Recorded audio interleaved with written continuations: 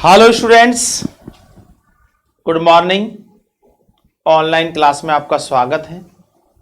देखिए, हमारा chapter number 4 चल रहा है और इस चैप्टर के अंदर हम प्राणियों में वर्गीकरण किस प्रकार से किया जाता है।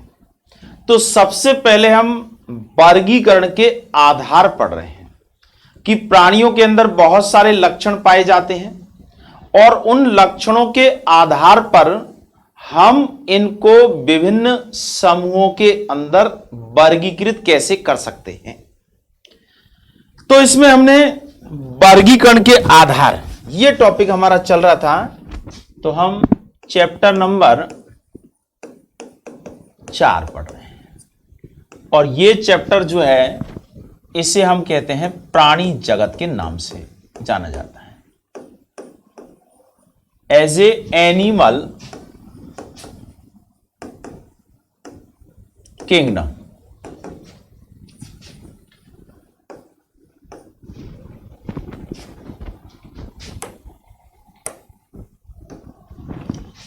वर्गीकरण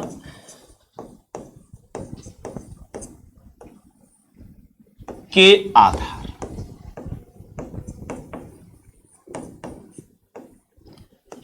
देखिए, कई आधार हैं जिसमें सबसे पहले हमने संगठन के स्तर के आधार पर,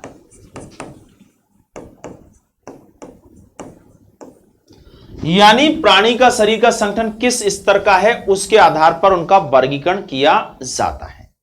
तो इसमें हमने आपको बताया कि प्राणियों को 3 तरह के संगठन माने जाते हैं। एक तो होता है कोशिकीय स्तर का संगठन, जिसमें कोशिकाएं अलग अलग कार्य करती हैं पर ऊतकों के रूप में संगठित नहीं होती हैं। ऐसा शरीर होता है जैसे कि पॉरीफेरा संघ के जो सदस्य होते हैं, स्पंज वगैरह, उनमें ऐसा पाया जाता है। दूसरा होता है ऊतक स्तर का संगठन, जिसमें कोशिकाएं संगठित होकर के ऊतक बना लेती हैं, लेकिन ऊतक जो है वो अंगों और तंत्रों के रूप में विभेदित नहीं होता है। तो ऐसे प्राणियों में अलग अलग कार्य जो है वो ऊतकों के द्वारा किए जाते हैं। तो ऐसा आप देख सकते हैं सीलेंटेटा संघ के प्राणियों में। तीसरा है अंग तंत्र स्तर का संगठन। इसमें क्या होता है, ऊतक जो होते हैं वो आपस में मिलकर के पहले अंग बना लेते हैं और अलग अलग कार्य अलग अलग अंगों के द्वारा किए जाता है, जैसे प्लेटी हेलमिंथेस के अंदर होता है। और फिर उसके बाद अंग जो होते हैं वो एक विशेष क्रिया को करने के लिए तंत्र के रूप में परिवर्तित हो जाते हैं, तो वो कहलाता है अंग तंत्र स्तर का संगठन। ये उच्च वर्ग के पादपों में, उच्च वर्ग के प्राणियों में इसी तरह का होता है। तो ये आप देखें कि जो प्लेटी हेलमिंथेस से जो ऊपर के जो होते हैं, एस के हेलमिंथेस से लेकर के, और जो उच्च वर्ग के प्राणी होते हैं उन सब में अंग तंत्र स्तर का संगठन होता है। अब वो अंग तंत्र किसी में वो भी कम विकसित है, ज्यादा है। जैसे हमने बताया, परिसंधि तंत्र खुला प्रकार का होता है और बंद प्रकार का होता है। दूसरा आधार हमने पढ़ा है वो है सममिति के आधार पर, प्राणी की सममिति यानी सिमेट्री के आधार पर। देखिए, इसमें हमने आपको बताया था कि भाई प्राणी जो होते हैं उसको की सममिति होती है, भाई किस तरह का प्राणी है। तो एक तो वो प्राणी होते हैं जिनकी कोई सममिति निश्चित नहीं होती है, यानी जिनको स्पष्ट रूप से 2 समान भागों के अंदर विभेदित नहीं किया जा सकता हो, तो ऐसे प्राणी की सममिति कहलाती है, असममित कहलाता है। जबकि जो एक निश्चित संरचना के रूप में होते हैं वो सममित प्राणी होते हैं, जिनको 2 भागों में बांटा जा सकता है। अब सममित प्राणी भी 2 प्रकार के होते हैं। एक तो होते हैं अरीय सममित, रेडियल सिमेट्री जिनकी होती है। तो ऐसे प्राणी जिनके मध्य बिंदु से गुजरने वाली किसी भी अक्ष से, जिनको 2 समान भागों के अंदर विभक्त किया जा सके, वो कहलाते हैं अरीय सममित प्राणी। जैसे आप देख सकते हैं ये जो सीलेंटेटा संघ के प्राणी होते हैं, या फिर इकाइनोडर्मेटा की जैसे तारा मछली है, तो उसको 2 समान भागों में बांटा जा सकता है जो बीच में से गुजरती हो किसी भी अक्ष से। दूसरे होते हैं द्विपार्श्व सममित, तो ये वो प्राणी होते हैं जिनको किसी एक निश्चित अक्ष से ही काटने पर, जो केंद्रीय बिंदु से गुजरती है और उस निश्चित अक्ष से काटने पर ही दो समान भागों में विभक्त होते हैं, तो ऐसे प्राणी जो है वो कहलाते हैं द्विपार्श्व सममित कहलाते हैं, बाइलेटरल सिमेट्री वाले प्राणी कहलाते हैं। अब हम यहां तीसरा जो प्रकार है वो है द्विकोरकीय या त्रिकोरकीय संगठन, यानी इसको कह सकते हैं कि कोरक स्तरों के आधार पर, कोरक स्तरों के, कोरक स्तर जो है के आधार पर।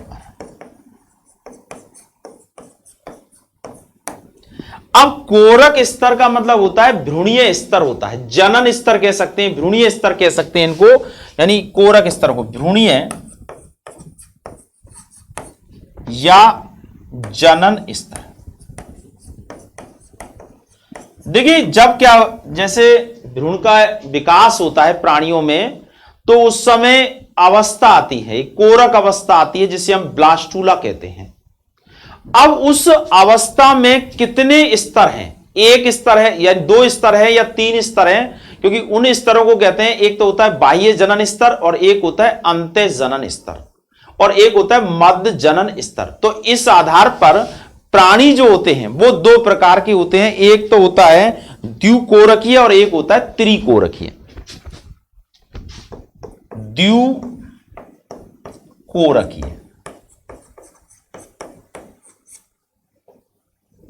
और दूसरा है त्रिकोरकीय।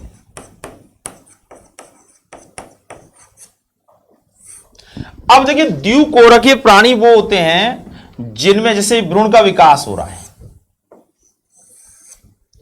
और इसमें एक तो ये स्तर है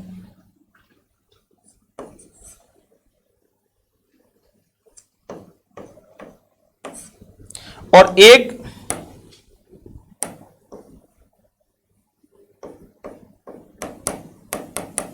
तो ऐसे प्राणी जिनमें दो स्तर होते हैं, इसको तो कहते हैं बाह्य जनन स्तर,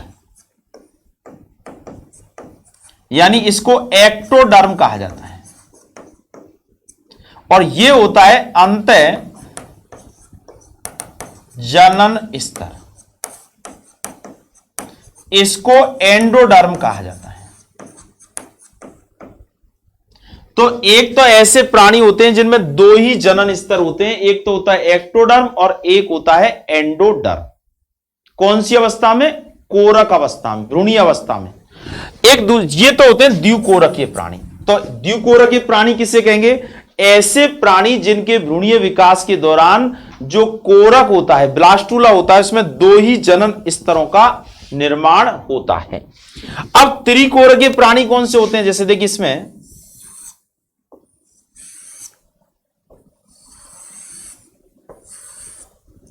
इसमें क्या हो रहा है, तीन जनन स्तर बन जाते हैं।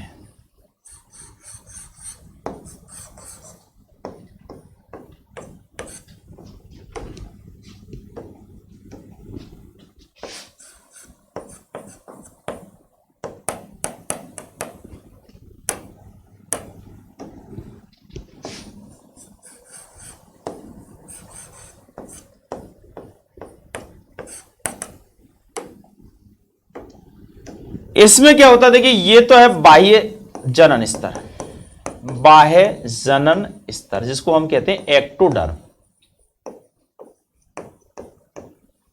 और ये है अंतः जनन स्तर, एंडोडर्म,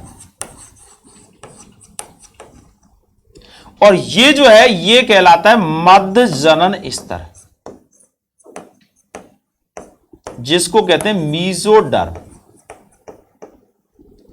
तो ऐसे प्राणी जिनमें दो जनन स्तर यानी दो कोरक स्तरों का निर्माण होता है या उपस्थित होते हैं, वो तो कहलाते हैं द्विकोरकीय प्राणी।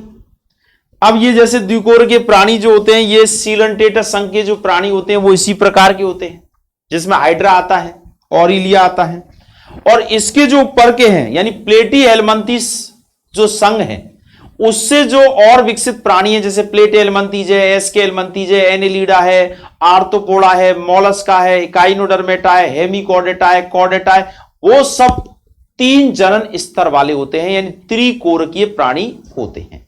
तो इस आधार पर हम वर्गीकरण कर लेते हैं, भाई प्राणी जो है वो द्विकोरकीय अवस्था का है या फिर त्रिकोरकीय अवस्था का है। तो यह भी एक प्रकार का वर्गीकरण का आधार होता है कि त्रिकोरकीय है या फिर द्विकोरकीय होता है।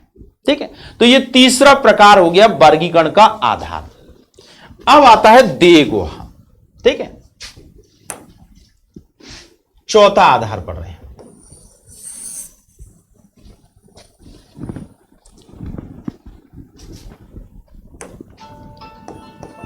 चौथा आधार है देह गुहा।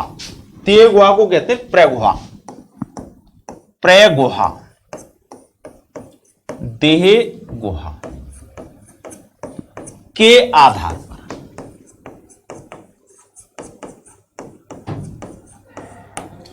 अब देह गुहा किसे कहते हैं? पहले तो आपको यह पता होना चाहिए कि देह गुहा का मतलब होता है देह भित्ति एवं आहार नाल के मध्य उपस्थित गुहा को देह गुहा कहते हैं।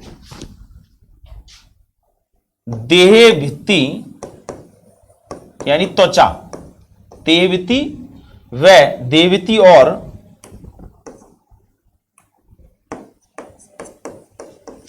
आहार नाल के मध्य की गुहा को देह गुहा कहते हैं। ठीक है, अब एक तो वो प्राणी होते हैं जिनमें देह गुहा नहीं पाई जाती है, तो एक तो होते हैं अदेह गुहीय, अदेह गुहीय प्राणी। इनमें देह गुहा का अभाव होता है। अब जैसे पॉरीफेरा संघ के जो प्राणी होते हैं उनके अंदर देह गुहा जो है वो नहीं पाई जाती है, या इसके अलावा हम कहें कि ये फीताक्रमी वगैरह होते हैं, प्लेटी एलमंथीज के सदस्य, उसमें भी देह गुहा जो है वो नहीं पाई जाती है। अब दूसरे होते हैं देह गुहीय प्राणी, देह गुहीय प्राणी। अब जिनमें देह गुहा उपस्थित है, देह गुहा उपस्थित,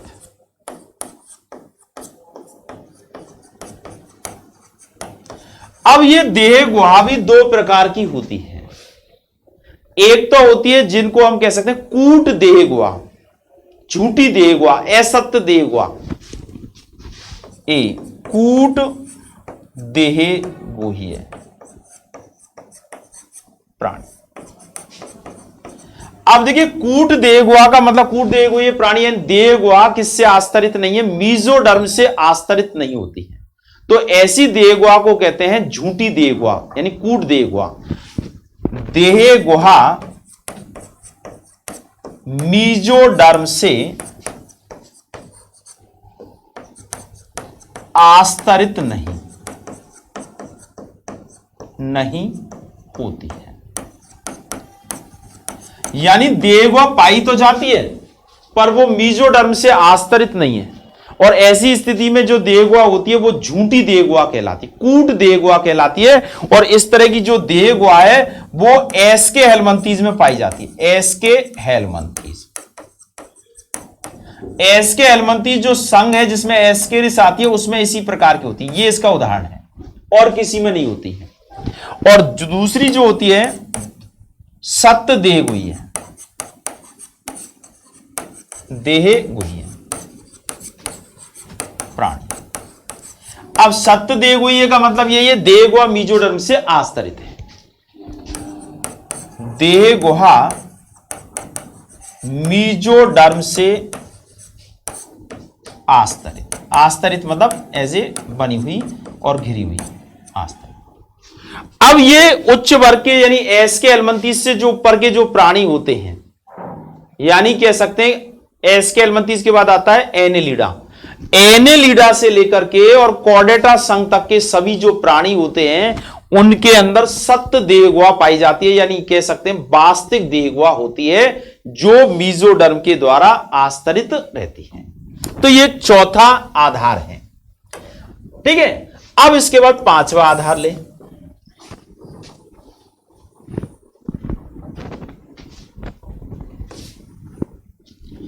पांचवा आधार है लें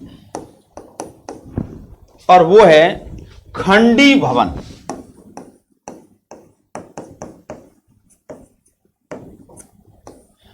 खंडी भवन को एक प्रकार से सेगमेंटेशन कह सकते हैं। सेगमेंटेशन यानी एक तो वो प्राणी जिनका शरीर खंडों में बटा होता है।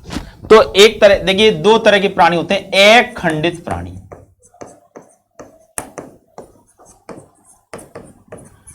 शरीर खंडों में बटा हुआ नहीं, शरीर सेगमेंटेशन, शरीर खंडों में बटा हुआ नहीं।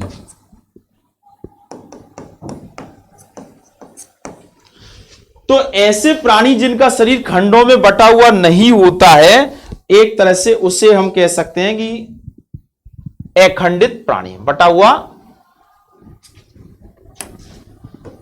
हुआ नहीं है। ठीक है, अखंडित प्राणी है। और दूसरा है खंडित प्राणी,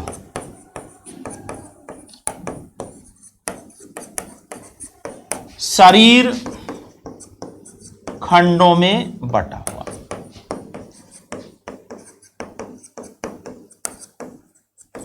यानी मानव का शरीर भी एक तरह से खंडों में बटा हुआ है, जो बहुत सारे छोटे छोटे खंड होते हैं। यानी एक तरह से इसको एक खंडित प्राणी जो है वो उच्च वर्ग के जो प्राणी होते हैं, पॉरीफेरा, ये जो अखंडित प्राणी तो केवल पॉरीफेरा और सीलेंटेटा संघ के होते हैं, बाकी के सारे प्राणी जो है वो क्या होते हैं, खंडों में बटे हुए होते हैं। अब इसके बाद छठा है पृष्ठरज्जु। पृष्ठरज्जु, देखिए पृष्ठरज्जु को नोटोकॉर्ड कहा जाता है।